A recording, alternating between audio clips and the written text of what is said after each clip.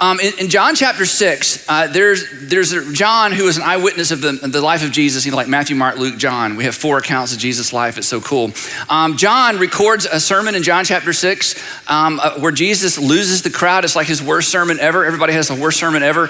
And during the sermon, you read it for yourself, and it's a very strange sermon. It is a very odd sermon, and everybody apparently thought it was odd. And John tells us he was there. He said, this is the day we lost the crowd. This is the day that everybody was so offended. They said, you know what? We like the free food, we like the miracles, but that's just too strange for us. We're out of here. And Jesus lost the crowd. So as I was moving into this series and preparing for this series, it dawned on me this week, this may be my John 6 moment. Where all of you say, you know what, Andy, it's been fun. We like the music and the environments, but that is just too offensive, because in John 6, it said the crowd was actually so offended by what Jesus said, they just walked away. So I decided we're just gonna plunge ahead anyway, and at the risk of the most offensive series I've ever done, we're just gonna do this. And here's why this is gonna be offensive for some of you, but I hope you'll come back anyway. The reason it's offensive is because I want to teach you how to do something that you think you already know how to do. And I'm not trying to get you to do something, I'm trying to teach you how to do something. So it's gonna be a little confusing maybe up front. And the reason I decided to do this is because we know statistically that most Americans are not this and do not know how to do this. So at the risk of offending most of you, if not all of you, I've decided to teach you how to do something you probably think you already know how to do. But if no one has ever taught you how to do it, you probably think you know how, but you don't. So what I'm gonna do for the next 3 weeks is I wanna teach you how to be generous. Not how to give. All of you know how to give. Everybody knows how to give. Everybody in America knows how to give. This is a be versus a do. I'm not trying to get you to do something. I wanna teach you for the next 3 weeks how to be generous. Now, as soon as I say that, I know what you think, because I'm the same way. As soon as somebody says you don't do something, you immediately think of that one time you did it. Or as soon as somebody says that you're not a certain way, you immediately think of the time you were that way. Like, guys, I mean, how many times does this happen if you're married, and you're at some point in every marriage, in multiple points, maybe in my marriage, our wives will say to us, you just don't help enough around the house. And then what is the first thing that comes to our mind when our wives tell us we don't help around the house? That time in 2014, I cleaned out the dishwasher. Do you not remember in 2014, you came home and I cleaned out the dishwasher? We think of the one thing that we did that's exception to the rule. You could walk up to the meanest person you know and say, do you realize everybody thinks you're mean? And they will immediately think of the one nice thing they said 4 years ago, and they will define themselves by that. So when I talk about generosity, we're not talking about random acts of giving. Okay, most of us are good at random acts of giving. And random acts of giving generally come as a result of somebody persuading us to do something, asking us to do something, inspiring us to do something, guilting us to do something. And the truth is, most of our giving, our random acts of giving, are kind of at the end of a little bit of a sales pitch. And I don't mean we're upset or we wish we didn't give, but generally somebody makes a need known and it's like, wow, maybe I should do that. We do a little random act of giving, random act of giving, random act of giving. What we're talking about in this series are not random acts of giving, and I'm all for random acts of giving. The more random acts of giving, the better. But for the next few weeks, I want to talk specifically about generosity and how to be generous, because generosity actually transcends, and this is going to be helpful. Genuine generosity actually transcends inspiration and guilt. That genuinely generous people are not moved near as much by the big inspirational pitch about a need somewhere in the world or in our community, nor are they ever moved by guilt, because generous people have moved beyond that. Now, I can just feel the nervousness from all of our campuses all over the country. Okay, so I want to make you a promise, and some of you have been here for a long time, so maybe you'll believe me if this is your first time, maybe not, but I want to make you a promise about this series as we go forward. And here's the promise. When you become generous, not just random acts of giving, we all do random acts of giving. When you actually become a generous person, and to kind of give you a little heads up, when you learn how, and again, you have to be taught. This isn't natural, as we're gonna see. When you learn how to order your life around generosity, when you learn how to order your life around generosity, when you become actually a generous person, not someone who just gives randomly to things, and when you see people in need or somebody says there's a need, when you become generous, you will actually give more. And here's the surprise part. This is why you got to come back. You will actually save more, and you will actually consume less. That generous people by nature, when you become generous, you will give more. You will give more, you will save more money, and you will actually consume less. Now, there is a small group of you, there's an exception to this. Some of you have already saved so much, you borderline hoarding your money, okay? It's just a small percentage of you. You will not save more. You will actually just give more and consume less, but you won't save more because some of you have already saved enough. And you have more money than everybody on the 4 rows in front of you and behind you, okay? All saved up. And you are still nervous about money. And I'm telling you why. It's not because you don't have enough money. It's because you have never learned to be generous. And I don't mean you never give. You do random acts of giving. In fact, the zeros on the end of your check are so big, people think you're generous. In fact, you think you're generous. But if you've never learned to be, if no one's ever taught you to be generous, you may have a lot of wealth and still not be generous. But for most of us, if you will learn to be generous, you will give more, you will save more, and you will actually consume less. And then here's the promise Jesus makes if you don't like my promise. Jesus promises you will actually be happier because you've never met an unhappy, generous person. This is Jesus' promise. You'll actually be happier. And then I'll just take it even one step further, okay? For those of you who are parents, especially if you're a parent and you have a high school senior living with you, or if you're a parent and you have a freshman or sophomore, junior or senior in college, or maybe even graduate school, or if you have a junior in high school that's a little bit above average, which of course yours is above average, here's my promise to you, okay? Look up here. If you will have your student in church next Sunday on the front 4 rows, I promise you that when you are old, they will have more money to help take care of you. I promise you that, okay? You may have totally fouled up your finances and you may never learn to be generous, but if you'll let me teach your kids to be generous, you will be better off. That's how powerful this is, and that's how all-encompassing this is, because generosity, ordering your life, not random acts of giving, ordering your life around generosity affects every single part of your life and every single part of your finances. It becomes a keystone habit that trickles down into everything.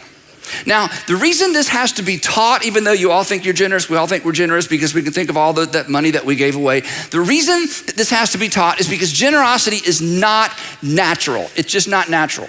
If you have children, you know this. If you remember being a children, you know this, right? We have to teach our kids to share. We have to teach our kids to share. Why? Because there are a lot of things that come naturally. Generosity does not come naturally. In fact, you're an adult and you still resist generosity every once in a while. It's like, he's talking about that. And you know, your wife's kind of elbowing your girlfriend's elbowing you're elbowing your girlfriend. She's like, don't elbow me. And it's like, you're that person, or you know that person, or you live with that person that even though they're a grown up and they're an adult and everybody's been taught to share, there is still, come on, let's be honest, there's still something in us that when it comes to giving away what's ours and giving away what we've worked for, there's still resistance. And the reason is because it's not your fault. Generosity has to be taught. Generosity can be cultural. It is not natural.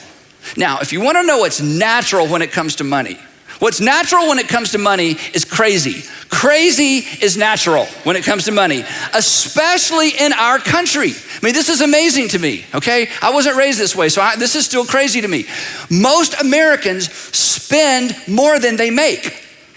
How do you even do that? Okay, I don't understand this, but most Americans spend more money than they make. Now that is crazy.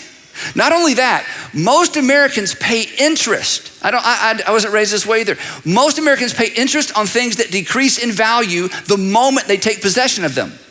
Most Americans pay interest on items that as soon as they take possession, the value of that item immediately decreases. And because they're gonna pay interest on it, the price immediately increases. This is so confusing. I had to sit down and do a visual. So I'm gonna show you my visual. I have a chart to explain this because this is crazy. Here's what it looks like. Okay, this is time, right? Okay, and then this is the point of purchase, all right? So this moment of purchase.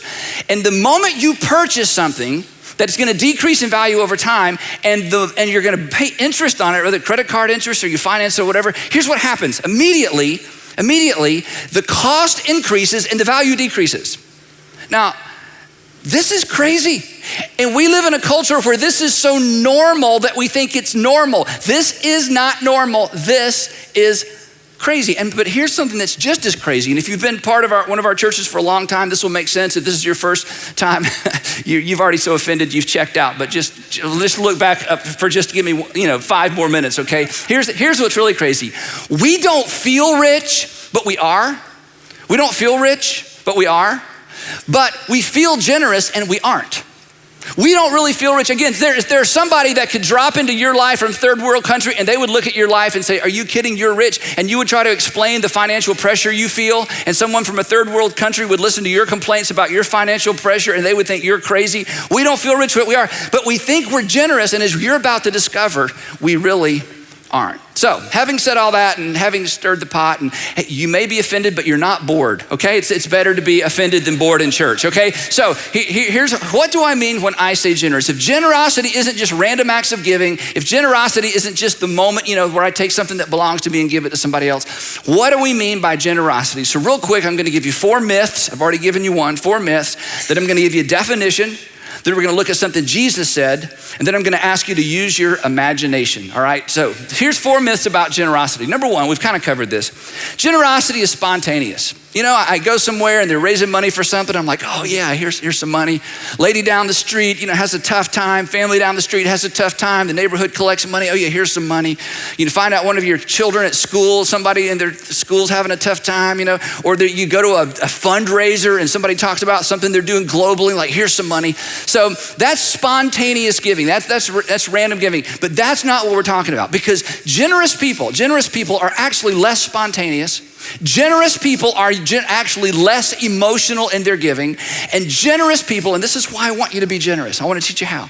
Generous people are far more strategic in their giving. It's not hit and miss. So so generosity, it's not just about the spontaneous giving that we do. That's not generosity. Second one, generosity, the other myth, is that generosity is determined by cash flow. I can be generous today, but I can't be generous tomorrow. I just got paid, so I can be generous. We're at the end of the month, I can't be generous. That somehow generosity or a person's ability to be a generous person is determined by cash flow. Generous people are consistently generous. Generous people, their generosity is not determined by cash flow. So if you're one of those people who generally, I give when I can afford it, I don't give when I can't afford it, chances are you're a giver, but you've not learned to be generous. The third myth about generosity is this: it's the amount that counts. This one drives me crazy, but I always smile and, I don't want to be rude. You've heard this 1,000 times. That was such a generous gift. He made a generous gift. She made such a generous gift. And I'm thinking, no one knows if that was a generous gift except the person that gave it. The only person that knows if a gift is generous is the person that made it. Adding zeros to an amount does not necessarily determine whether or not a gift was generous. It may be a lot of money compared to what I make. It may be a lot of money compared to what you make. But one of the ways that we fool ourselves into thinking that we're generous is by looking at the amount of money. That was a generous donation. The amount, here's what we're gonna learn about generosity. And when it comes to generosity, the amount does not count, because giving is only one part of a person's overall finances. The only way to know whether or not a gift was generous is to know everything about that person's finances. And nobody knows everything about your finances or anybody else's finances except perhaps your accountant. So here's the great news. Everyone can be generous, and everyone can make a generous donation when you understand generosity. And then here's the last myth, and simply this: that rich people are generous. Rich people are generous. Andy, I get this. I'm all for it. I know some generous people, but Andy, when I become rich, then I'll be generous. So let me clear this up, okay? Pay attention. Rich people are rich. Generous people are generous. In fact, let's just say that out loud together. This is very, very important. Ready? Rich people are rich. Generous people are generous. And there is no natural correlation. And let me just predict something for all of you in your 20s. Okay, this is so important. If you are not generous now, when you get rich, you will just be a rich person who's not generous. Because there is no correlation between how much money you have, how much money you make, and whether or not you are generous. They are two completely different things. And I want you to learn to be generous, but you have to learn it. It has to be taught because it is not natural. Everybody, regardless of your income level, can be a generous person. So, real quickly, I want to give you the definition of generosity that we're going to use throughout this series, because I know you can't wait to come back, okay? You're hoping I'll just keep going and you can't wait to come back. So I'm going to give you the definition, and I just need to let you know up front, this is the best word I can come up with. This is a clunky definition. In other words, this isn't pithy. This isn't, it takes one to know one. I mean, this is like clunky. In fact, and I made it kind of clunky and difficult on purpose because I want each one of these words to make a difference in your thinking about generosity. I'm just going to give you the definition. Then the next couple of weeks, we're going to come back and kind of take it apart and parse some of these words. But here's what I mean when I talk about learning to be generous. Here's what generosity is. Generous is the premeditated, that means you got to have a plan. Generous people have a plan. Calculated, generous people already know how much they're going to give. Designated, generous people have pre-decided where it's going to go. Emancipation, this is my favorite word. Emancipation, that is, you're going to set it free.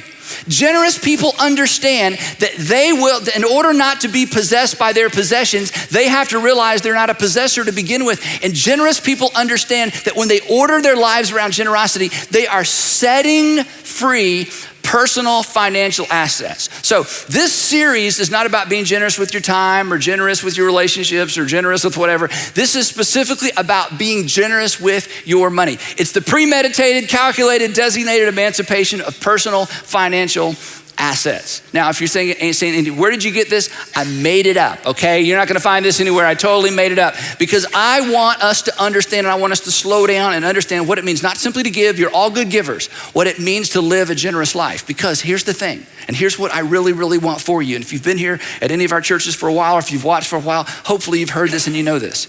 Listen, when you free your money, emancipation, when you free your money, you free yourself from your money. When you free your money and when you begin to view your life through the lens of generosity, when you become a generous person, when you understand that you order your financial life around freeing your money, it frees you from your money and you will actually be free. And it doesn't matter how much money you make. You've met some very, very wealthy people that worry about money all the time. You've met some middle income people that seem to just not be stressed out about it. And you met people on the lower end of the spectrum that are stressed out about it, and some that are some of the most generous people you will ever meet. The generosity is not about income, but it's something you have to learn to do. Now, every sermon deserves at least one verse of scripture, don't you think? And I realize this has not been much Bible study, and we're coming into the end of our time together in this first part because this is an introduction. And for those of you, if this is your first time and you're thinking, where's the Bible? We're about to get to it. But I just want to show you one verse. Now, next week, we're going to do more. I'm telling you, you want to be here next week. If you got kids, got to have your kids here. You'll thank me forever. You'll send me thank you notes from the nursing home someday. I'll be gone. You send them to my grandkids because your kids were able to take care of you. But I just want to look at one verse of scripture, and it is the most popular, well-known verse in the Bible, I think, about money. And here's the surprise. All of you have heard this before. Most of you have said this before, but I'm betting a big percentage of you didn't know it was in the New Testament, and you didn't know that Jesus said it, and you don't know why it's in the Bible to begin with, because this is so popular, it's almost like a saying that has lost all of its meaning. In fact, I'm gonna argue that this is something Jesus said that has been so redefined, we completely miss what he meant when he said it. So let me give you a little bit of context. That we find this little, it's really, we think of it as a saying, but this incredible truth from Jesus. We discover this actually in the book of Acts. There's Matthew, Mark, Luke, John, the story of Jesus. Then the book of Acts tells us what happened after Jesus rose from the dead. The Apostle Paul went all over the Mediterranean rim, planting all these churches in Gentile areas.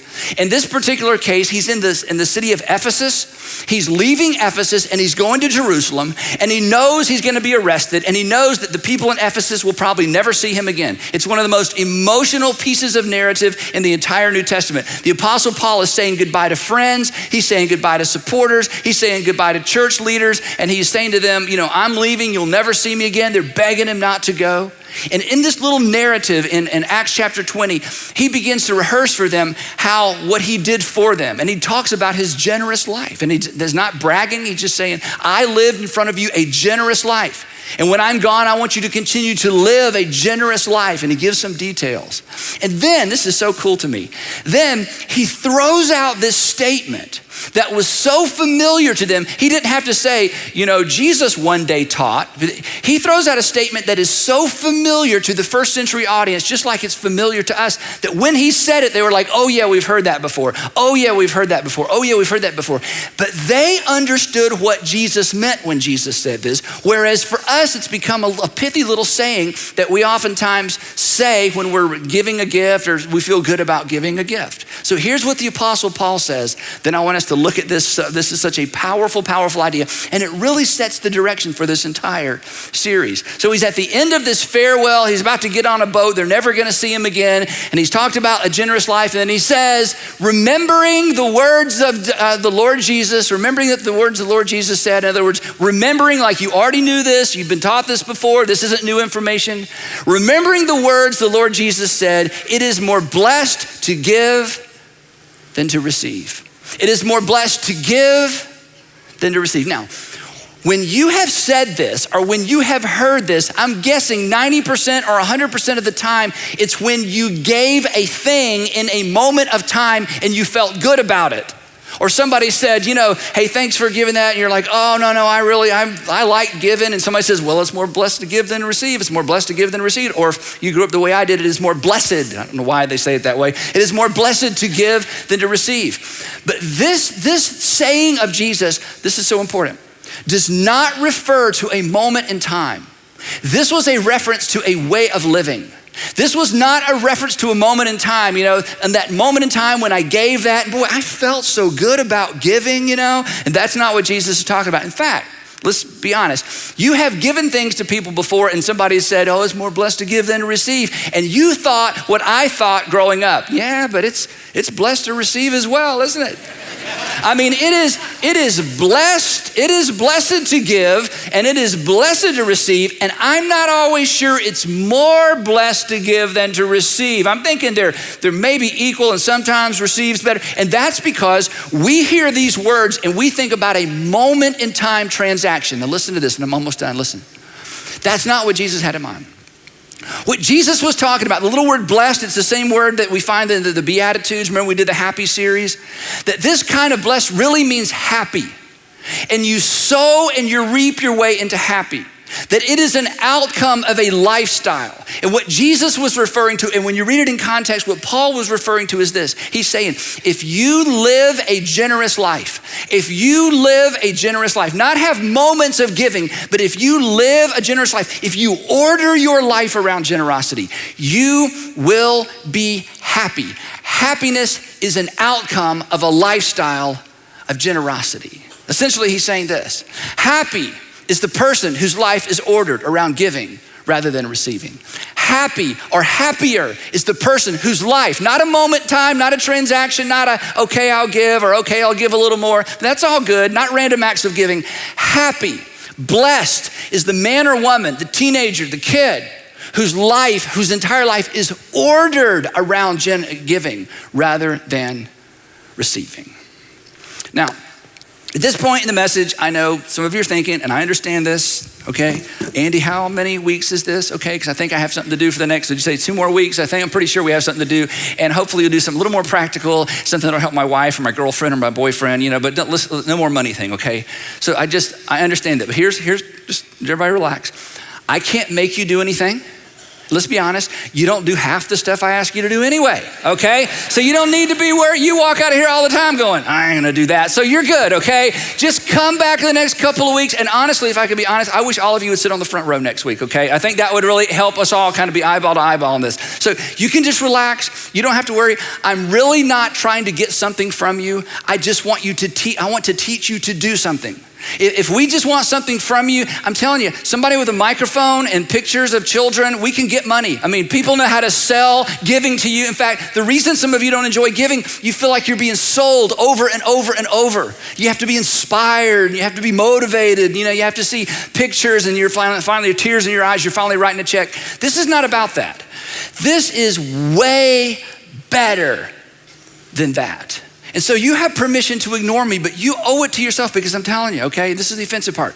I don't know that for the rest of your life, anyone is gonna teach you how to be generous. For the rest of your life, people are gonna try to inspire you to give, motivate you to give, guilt you to give. But this may be your one opportunity for somebody to teach you how not to give, how to be generous. So before you write me off, I just want you to use your imagination real quick and we're done, okay? And this is kind of weird. Imagine that suddenly, magically, mystically, providentially, you know, this can't happen, but imagine that suddenly you had a checking account full of all the money you've wasted the last 5 years. If you're 40, let's go 10 years, okay? If you're 40 or older, 10 years.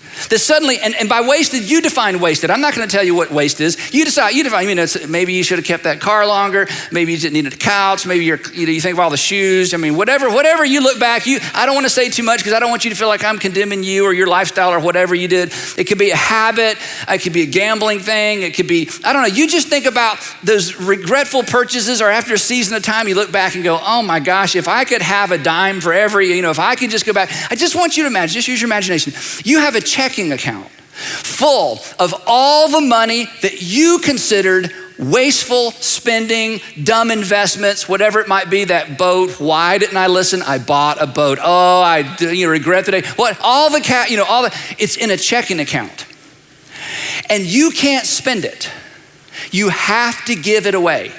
And you have to give it away in 12 months. For most of you, it's hundreds. For a lot of you, it's hundreds of dollars. For most of us, it's thousands of dollars. It might be tens of thousands of dollars. Just imagine for a second. You have a checking account and you can't spend it. It's yours, but it's not yours. It's yours to manage, but you don't really possess it.